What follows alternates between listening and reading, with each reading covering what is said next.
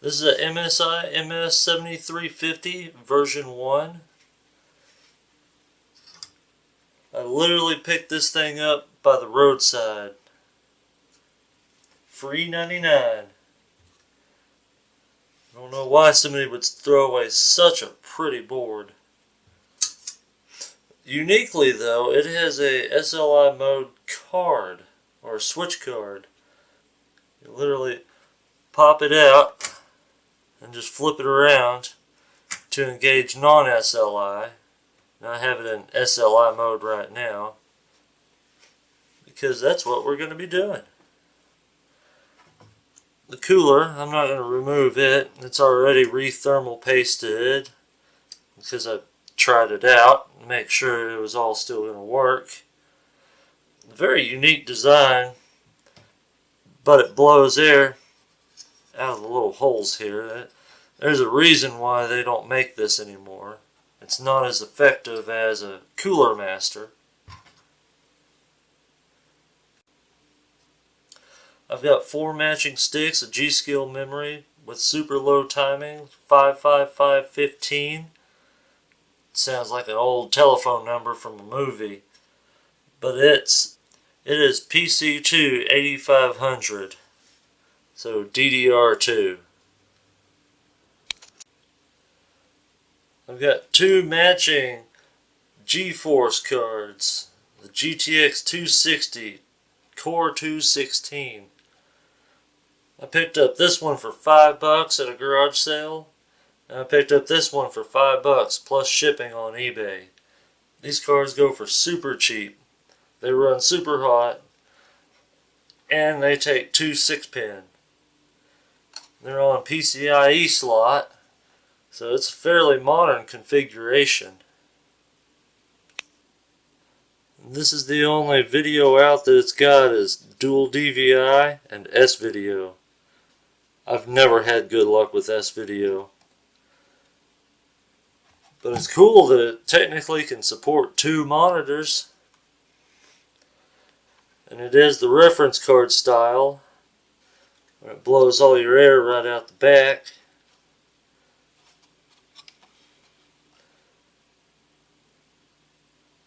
We almost need a side window. This card's so pretty.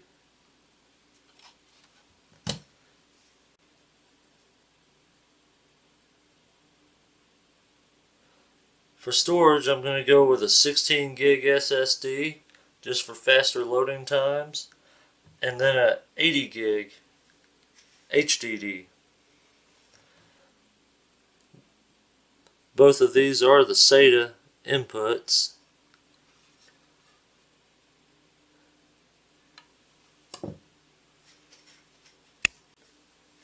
We're going to go with Windows XP for this system, just because I like it a whole lot and it's compatible with a lot of the games that I'm going to be playing.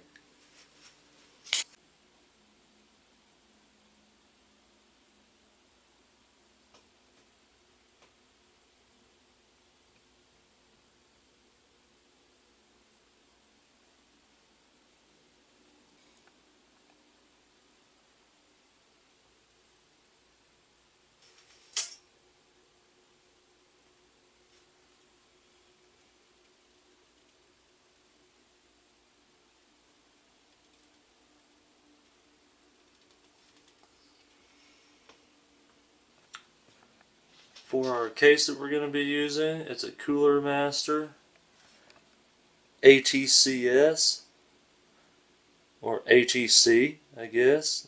That may not be an S, I'm not really sure. I couldn't find a lot of information on it because it's so old. It did have gold trim on it, and I didn't like that.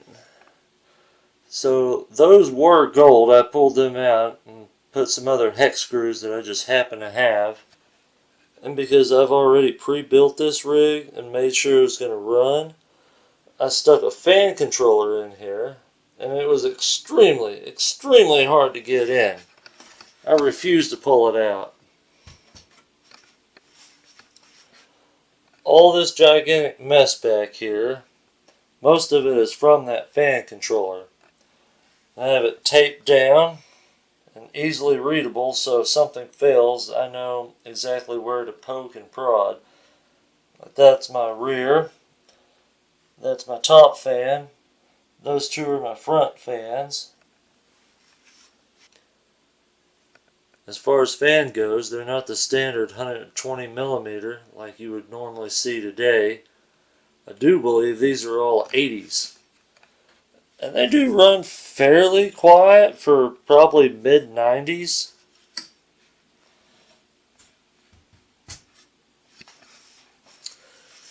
When I got the case, it was missing a couple of these standoffs. So I literally had to grind just a little bit out of the corners to get the new standoffs in. It had 4 of them, I do believe, when I started. The board I'm going to put in has 6 that it really needs, especially if you want to go changing RAM.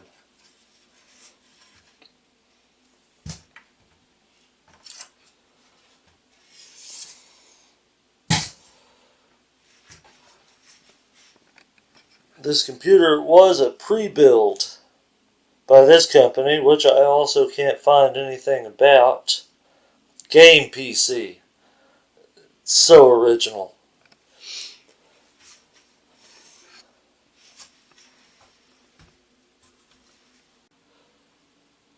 Like I say, the computer was a pre-build.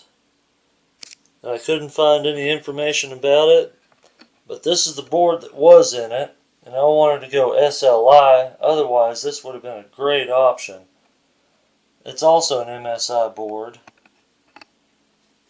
And you guys may notice something about that fan. I'm not going to say it. But it came with dual ballistics RAM in it. And come to find out, it's actually a very valuable motherboard. Especially with onboard audio and the latest and greatest PS2 mouse and keyboard ports.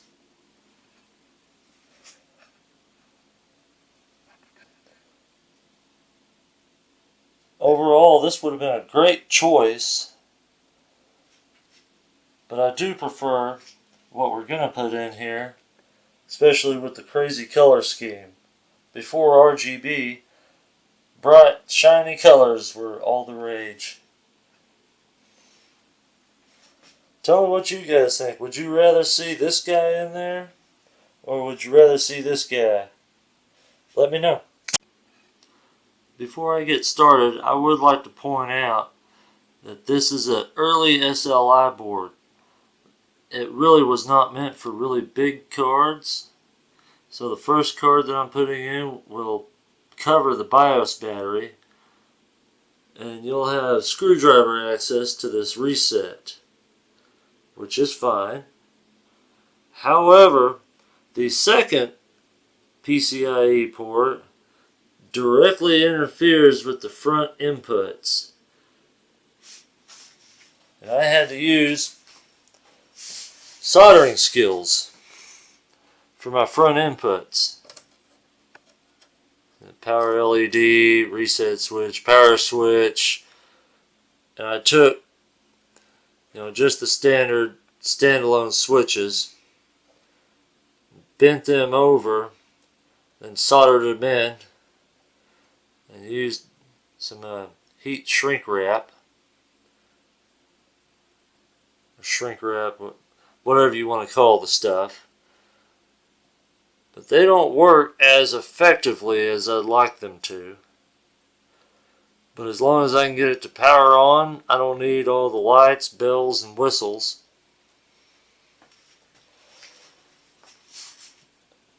But yeah, I thought I'd point that out, that it has to be extremely low clearance, and it's just a part that I couldn't find.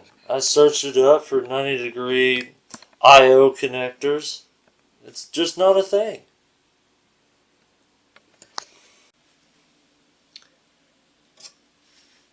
Sneakily, I'm going to just tape down one of the fan cables just for aerodynamics. It's not like you can see inside the case, but I would like to make it as pretty as possible. Alright, here is our DD2 RAM. At least it's dual channel. I do have RAM over there that is not dual channel. One, two.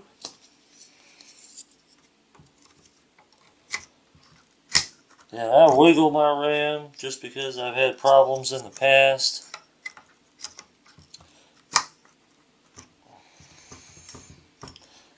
Hey, like that. Nice and shiny G.Skill memory.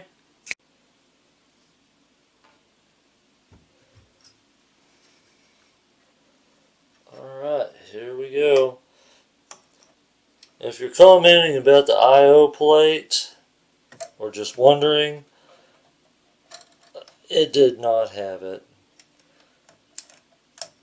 I did not get an I/O plate. And for $94, which you can find this board for on eBay, I am not paying $94 for just an I/O shield. I can live without it.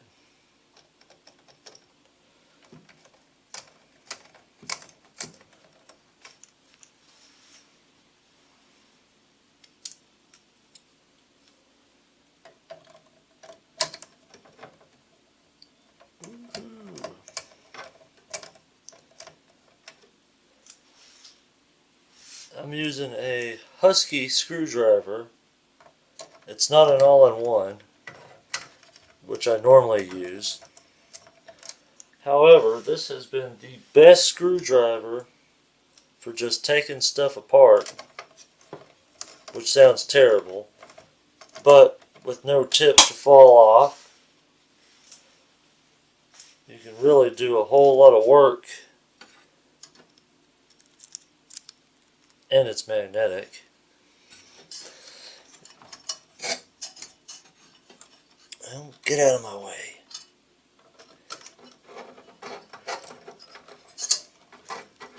Cross thread.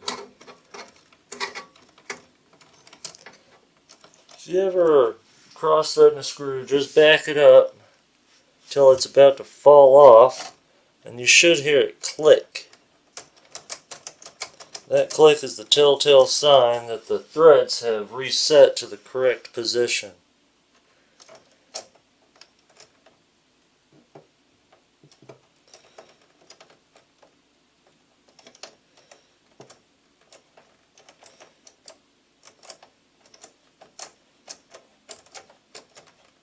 So first on the bottom, we've got our HDD.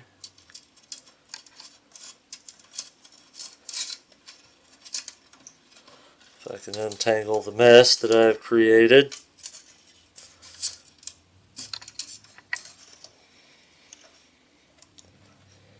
Get out of my way.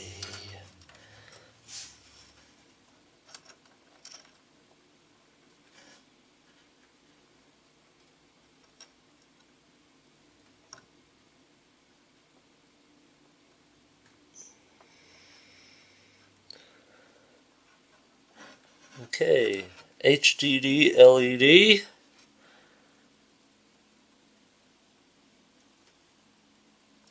RST for reset.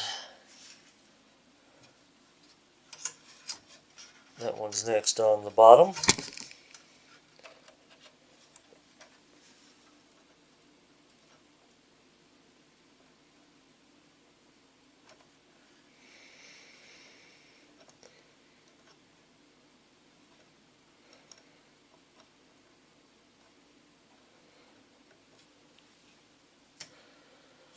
Just for kicks and giggles, we're going to cover them. A little bit of Gorilla Tape, which is insulative, or insulative. How do you pronounce that? Okay. The LED, which I assume is for power, for our power LED. Throw that one.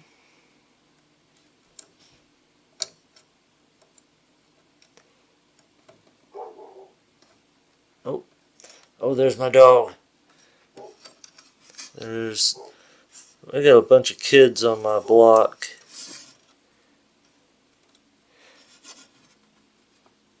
And my dog does not like kids because the neighbor's kids one time poked him with a stick through the fence. I have a crooked pen. Let's go ahead and fix that right quick and just bend him a little over.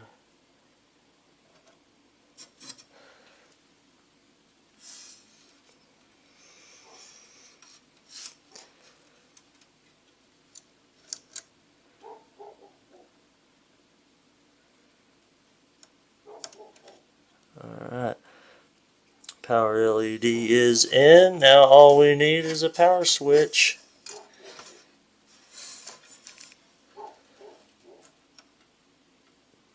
And you guys thought that you hated these connectors before.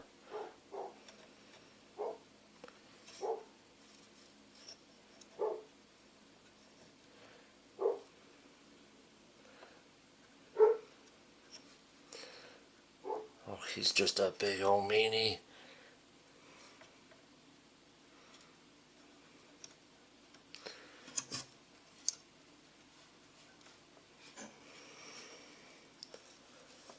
Alright. Now that we've got those, assume the zip tie.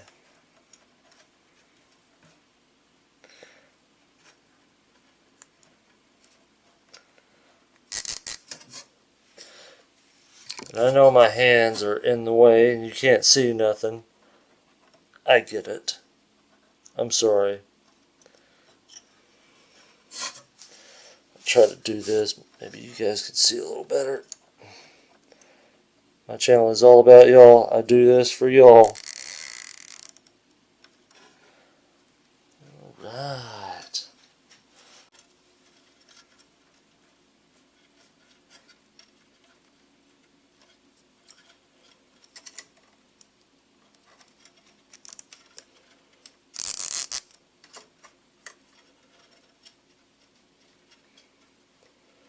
I am extremely OCD when it comes to making stuff pretty.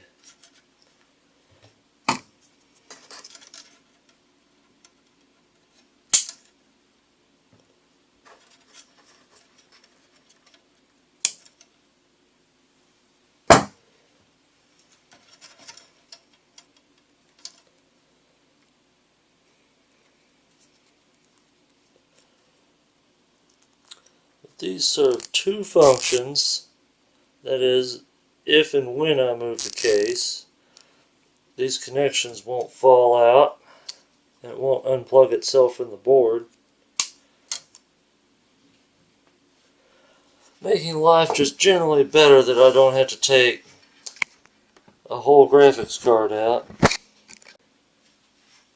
Now, this may seem like an odd way to do it, but I've already done this before. It's a good idea to go ahead and get your SATA cables on. We are that way. This one's going to be for my hard drive. So we got 1, 2, 3, and 4. I'm going to put him in 1. And he should just barely reach. He's a little short guy. And then this one, which is huge, I'm going to go ahead and drop him in, say number 2.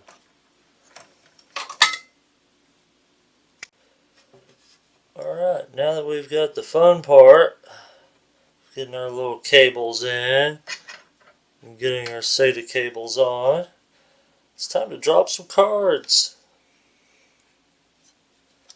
I'm going to do the bottom first, maybe it'll be a little easier to see this way. Wiggle, wiggle, wiggle. Wiggle, wiggle, wiggle. And look at that board flex. Woohoo!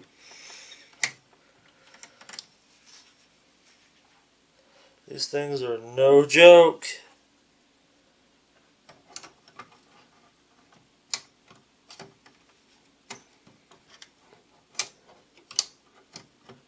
Hey, there it is. Wiggle, wiggle, wiggle. Wiggle, wiggle, wiggle.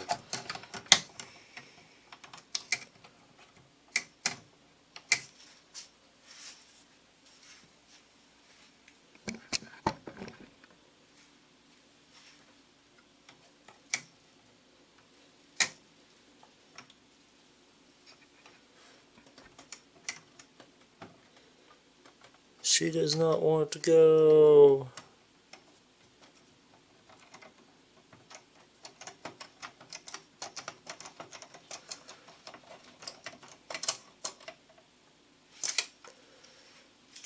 Alright, there's one.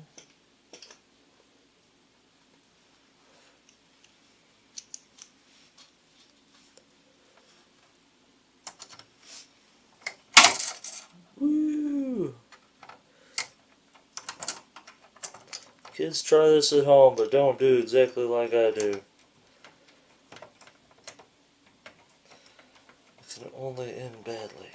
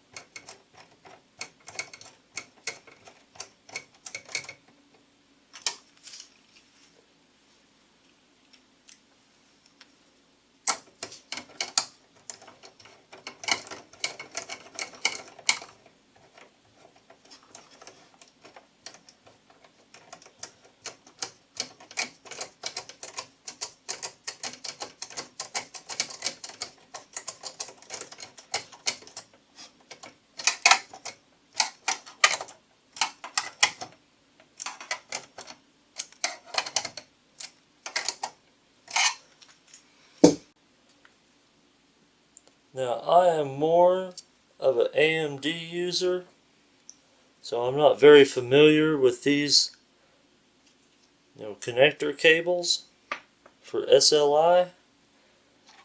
I guess that's all they're called, is connector cables. And I don't know if you need two of them, but I've already tried it out. I don't know if they tell you this either. There's like a little clip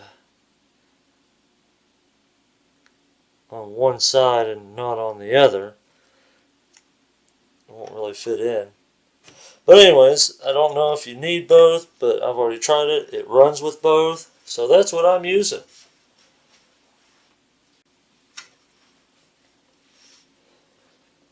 Probably should have put my drives in before everything else, but I don't like thinking ahead. We'll just stick it right there, kind of at the top. We want the shiny matching screws.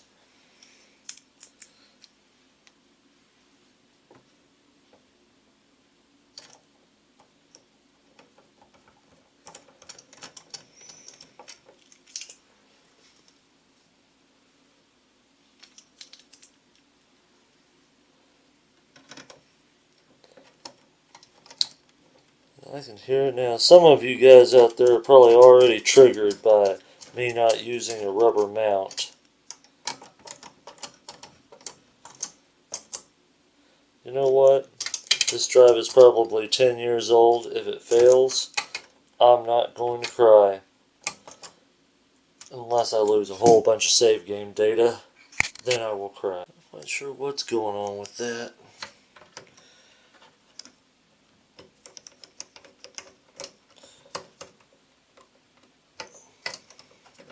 Seriously, what is going on here?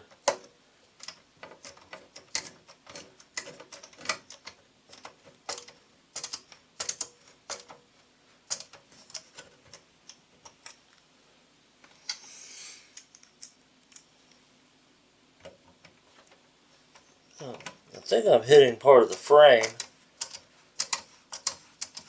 It's making it more difficult than it should be. Yeah, there it is.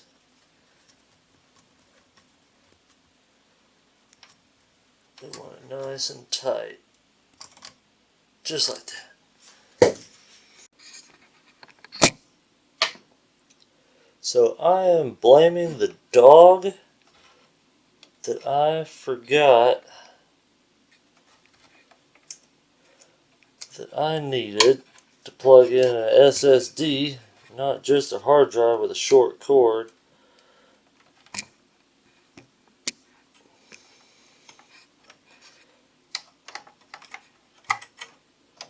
So, in theory, I wanted the boot drive to be in slot 1. I think I can live without that happening.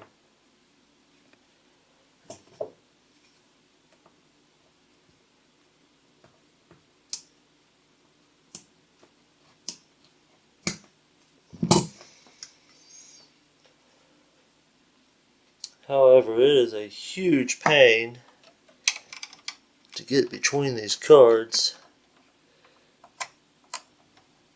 Fiddle around. Eventually you'll hear a click. Eventually we're going to have to take one of the cards out.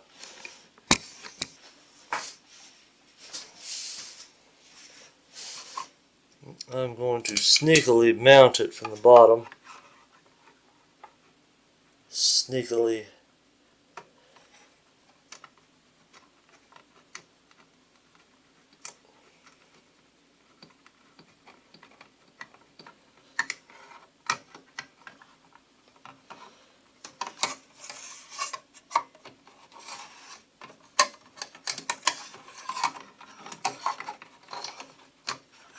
But there's only one way to do it the right way.